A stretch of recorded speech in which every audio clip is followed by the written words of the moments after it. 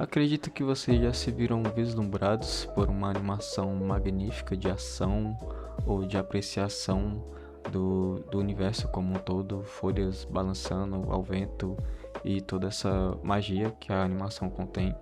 E muito dessa imersão nossa se dá pelos fundamentos da animação serem muito bem aplicados, que são ali no total 12, criados pelos animadores da Disney lá na época de ouro, onde saíam aquelas animações feitas à mão por Frank Thomas e Ollie Johnston. E aqui a gente vai ver todas elas, uma por uma, e a gente vai indo com alguns exemplos. Começando pelo Squash and Stretch, basicamente é você esticar e achatar. Ele é feito basicamente para mostrar de que tipo de material aquele objeto é feito. Isso passa mais credibilidade à cena e àquela forma como um todo. Temos ali também o Anticipation, que é basicamente a antecipação de um movimento. Então, antes de pular, o personagem vai encolher o joelho, ou antes mesmo dele fazer um movimento de espada, antes de cortar, ele vai fazer um movimento onde ele coloca mais força de um lado do corpo para poder fazer aquele movimento. Isso traz uma certa expectativa na gente, onde a gente já tenta prever o movimento, e isso facilita na comunicação da cena como um todo para o espectador. O staging é o nosso próximo fundamento, que é basicamente a encenação, onde você tem ali um quadro onde tem vários elementos, ou também pode ser feito de forma simples, onde você tem os dois personagens e o resto é só uma cena vazia, sem nada. Nada tá gritando ali por atenção. Nesse caso, o stage tá centralizado naquela pessoa, naqueles personagens. Straight Ahead e Pose to Pose são dois fundamentos irmãos. Basicamente, o Pose to Pose ele define a animação a partir de quadros chaves. Então, se você tem ali uma certa ação que tem um início, meio e fim definidos, claramente você vai fazer ele pose to pose. E Straight Ahead basicamente é você ter uma animação onde não tem um certo padrão de movimento.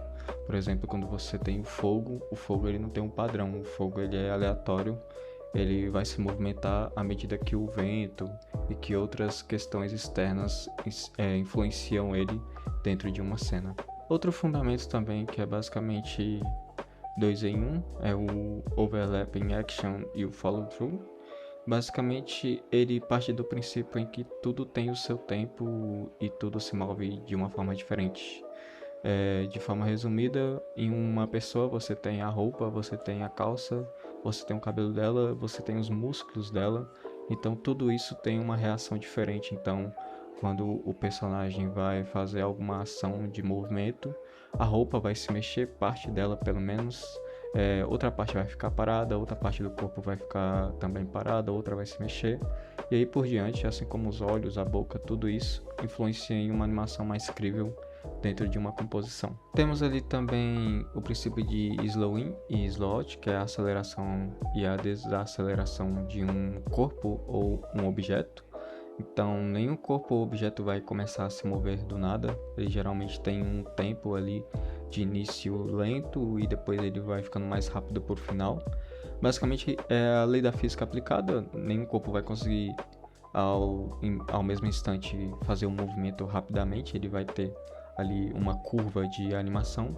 Isso é aplicado também na nossa animação como um todo. Temos ali também o princípio de arcos, que são os arcos. Basicamente ele parte do fato de que nenhum movimento ele é feito totalmente de forma reta, ele se baseia em arcos. Então quando você levanta a mão ou mexe a perna, por exemplo, vai se mover em algum nível em arco, sabe? Para trazer mais naturalidade e fluidez. Temos ali o princípio também de secondary action, que é a ação secundária. Ela pode ser às vezes confundida com os outros princípios assim, mas basicamente ela se gira em torno de algo que o personagem executa, uma ação que o personagem executa ou uma ação externa. Então, por exemplo, um personagem andando, ele pode estar com um assoviando, pode estar jogando uma bolinha para cima enquanto anda, ou ele também pode, como no exemplo, estar correndo com um buquê de flores e as pétalas estão caindo. As pétalas caindo é um exemplo de secondary action. Temos aqui um dos princípios mais importantes, se não o mais importante dentre todos, que é o timing and space, que é basicamente o tempo e o espaço que uma ação leva para ser executada. Então você tem ali um objeto com uma pena caindo, ela vai ser uma queda mais devagar, então ela vai ter um espaço de tempo maior, enquanto uma bolinha de ferro, por exemplo, cairia extremamente rápido, então ela teria um tempo de espaço bem menor em uma timeline de animação, por exemplo. No Solid Drawing, a gente tem aqui um fundamento que ele estabelece que toda forma que você tem, a forma principal, ela deve conversar com o background, com o contexto daquela cena. Então, você tem ali um personagem que, por exemplo, ele é 2D e o cenário 3D. Você tem que fazer isso de certa forma conversar entre si, você tem que imaginar o personagem em 3D de algum modo. Óbvio, tem algumas ressalvas, como por exemplo o modo de Gumball, onde o personagem ele é de certa forma 2D, estilizado, mas ainda assim, a variar do tipo de cena, eles aplicam alguns princípios de 3D, como por exemplo a sombra do personagem, sabe? Tudo isso é feito para dar essa credibilidade a mais na cena. E por último, a gente tem aqui o Appear, que é o apelo que aquele nosso personagem, texto ou objeto vai ter na cena. Então, se você tem ali um texto principal, a gente pode mudar ali a animação dele, fazer a animação dele ser diferente dos outros, ter um design diferente, ter ali um time and space de como ele se movimenta, né, totalmente exclusivo para ele. Isso torna mais apelativo, você dá mais destaque a ele e faz ele ser diferente dos outros objetos de forma mais única. Esses foram os 12 princípios de animação. Basicamente, eles são uma observação que os artistas e ilustradores da Disney tiveram com o movimento humano. Então, essa questão do corpo se movimentar em arco, squash and stretch, tudo isso nós, como seres humanos, fazemos até certo ponto. E essas não são princípios absolutos, eles são importantes, mas dependendo do teu conhecimento, eles podem ser ignorados a partir do momento que você faz isso de forma consciente. Esse foi o nosso treinamento de princípios da animação.